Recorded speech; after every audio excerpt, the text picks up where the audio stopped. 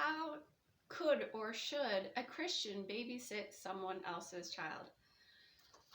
First, I just want to say that we have 5 children and we rarely had anybody babysit our children.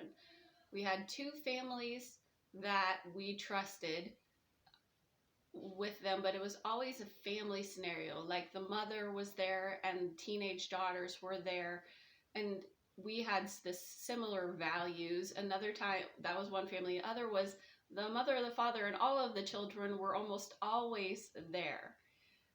And it was people that we had watched and we had not seen any signs in their children or anything of that situation where you would start questioning, hey, this seems a little bit off. They had a good report.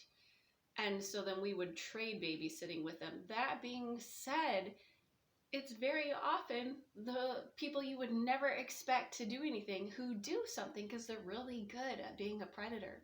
And so we read Yell and Tell by Debbie Pearl. Like Debbie Pearl, we read those books to our children. We explained that very often it's leaders. People put themselves in leadership positions so that they can abuse that authority, and it makes the kids feel unsettled, like I can't speak up because this is somebody who's, my boss. I can't tell them no. And we would always tell our children, you can tell anybody no if they're asking you to do something that is a sin or that has to do with nakedness and those private areas of your body. So we were very, very proactive in not only who we chose, but making them aware. We said never be alone with anybody, especially somebody of the opposite gender, especially males, because of the statistical proof that it is largely almost completely males who are the predators. And if women are involved in it, I'm not talking about like adolescent girls, because sometimes abuse carries over, but if women are involved in it, it's usually on behalf of a male. So there are so many dangers in allowing your children to be under the care of somebody else. And we just talk to our children about that. Never be afraid to tell. We would ask them, so did anything weird happen? Did anything make you feel uncomfortable, etc.? So that being said, we just weren't in a situation where we regularly had babysitters. But I know that this is a world where people have babysitters. And so if I was to send my daughter out to babysit somebody, this is the guidelines that I would give them. First of all, abstain from all appearance of evil, because all you need is one accusation. One accusation. And that is a blot on your testimony, because when it comes to abuse of any form, it's usually guilty until proven innocent, and then people are still iffy on it. So I would try to see if there are nanny cams that could be set up throughout the house where the parents could come in and check through their phone regularly on their children to see what's happening. I feel like that's a really, really smart thing for any parent who's going to put their children under the authority of somebody else. Never have a male come around while you're babysitting. First and foremost, you're there as a job. This isn't a social event, like, oh, the parents are gone, we should all come hang out. But never bring a male around. Never. You just don't know. It could be a brother, it could be a cousin, it might be somebody who seems really friendly. Don't. Because they're going to think that you're a floozy, and that male could do something and you will be responsible for it. Preferably have 2 daughters go. And that's what I would do. I would have 2 of my daughters of similar age go, so that there's always accountability. Not only that, for safety's sake, if somebody needs to go and take care of one person and then there's something else going on over here, you need to handle an emergency, it's great to have 2 people. I feel like that's the same thing in church ministries. You just need to have 2 adults or 2 accountable people rather than a one-on-one he said, she said situation. She said, she said situation. You just don't want to abstain from all appearance of evil, and don't bring in any friends without permission. If you think, oh, well, we'll have two people, it'll be me and my friend so-and-so, make sure that that parent feels comfortable with that friend. And don't ask the friend first. Because what if that parent knows something about your friend that you don't know? Or maybe they just feel a little bit iffy about that friend and you're already like, oh, you should totally come. I'll go ask them. And then that parent's put in a situation where now they were trying to be discreet about a situation with a person, but they can no longer because you put them in a really tough spot. So just it's being considerate. Number 2, make not provision for the flesh. Be careful who you choose to babysit. Are these children obedient or are they unruly? Because if a child is unruly and disobedient and you say, no, don't do that, and they do it anyway and they get hurt, you're liable. And it's the parent's fault for not teaching the child to obey, but you are the one who was there and you have, it just stinks. So I would be really careful who I chose to babysit. If this child is a liar and a gossip and a tattle and they're always, their mouth is causing problems wherever they go and they have that reputation, you're going to be the person that they're talking about. You're going to be the person that they're complaining about. And I wouldn't necessarily want to be in that situation where the child is reporting on me about things that may or may not be true. Hopefully they're not true, which, you know what? It wouldn't be a problem if there were two people there. So then children who have a rough background, maybe there's been some abuse in that scenario and they might be prone to talk about things or experiment things, or maybe they've had things done to them and you do something really innocently and they interpret it as something that they've experienced in the past.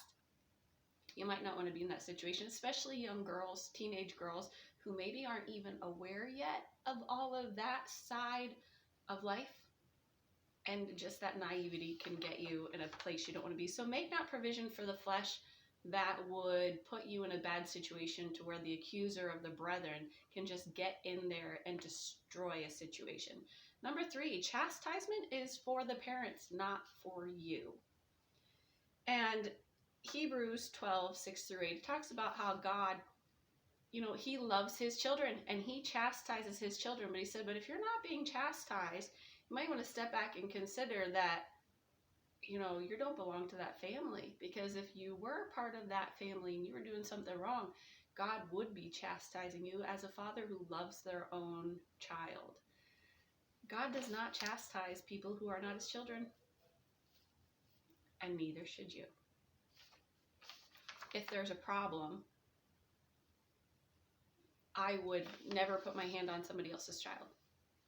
I would document what happened, write it down in as much detail as possible, and then when the parents come, you can say, hey, this is a situation that happened.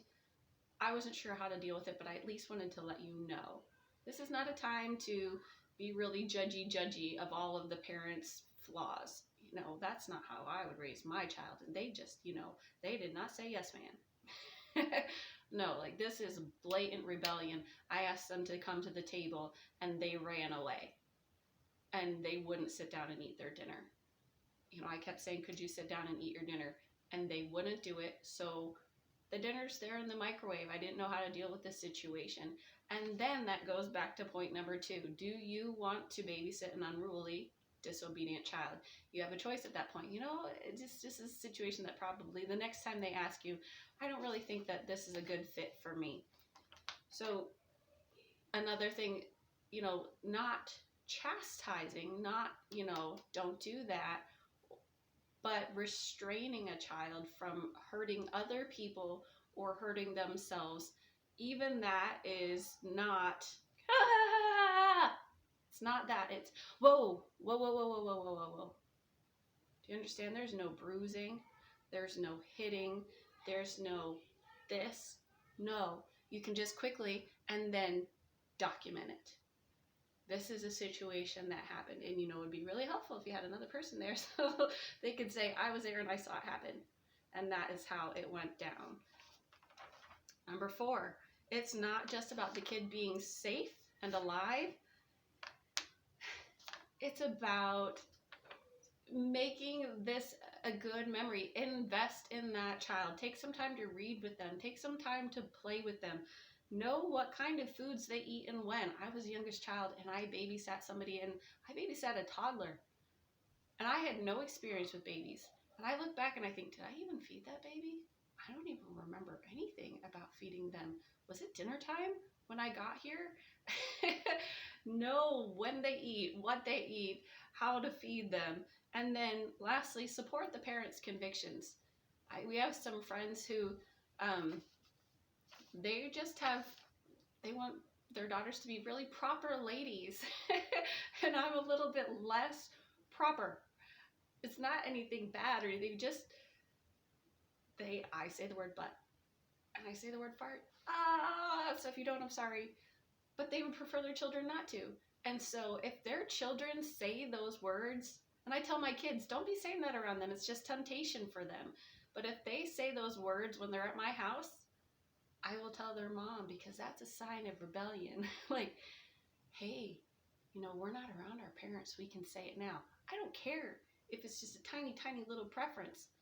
Look out for that child's well-being. And if they have a little bit of rebellion growing in their heart and you are a friend to that parent, let them know, because they won't know unless you tell them. But don't be like, your child was saying, but I don't even know. What are you doing wrong? Don't have that spirit, because it's really hard being a parent. It's so hard raising your children. But they're all evil. Every single one of them. Some people are like, oh, there's no bad child. I'm like, no, there is no good child. We're just here to restrain them because they're evil. And hopefully the Lord will work in their heart. So that's what I say. Support the parents' convictions. Don't encourage them to, oh, well, your parents' convictions are stupid. You can just do that while you're here. No. God will hold you accountable. So that is my thoughts on how a Christian could or should babysit someone else's child.